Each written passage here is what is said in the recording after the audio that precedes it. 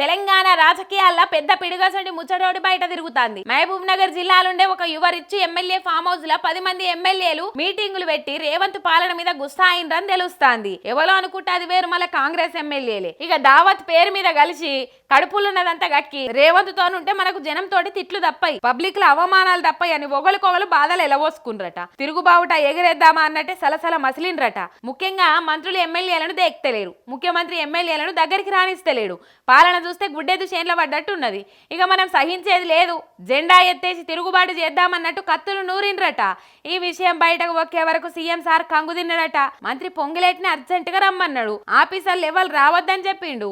అయితే పొంగిలేటిని రమ్మన్నది ఆ ఎమ్మెల్యేల మీటింగ్ గురించి మాట్లాడుతందుకనే అంటారు. ఇంకో దిక్కు సీఎం సారు ఇంటెలిజెన్స్ వాళ్ళను రంగంలోకి దింపి అలా కథ ఏందో అరుసుకోమన్నాడని కూడా అంటారు. మరి చూడాలి రాబోయే రోజుల్లో ఏం జరగబోతుందో అన్నట్టు సీఎం సారు సీటు పైలం మరి.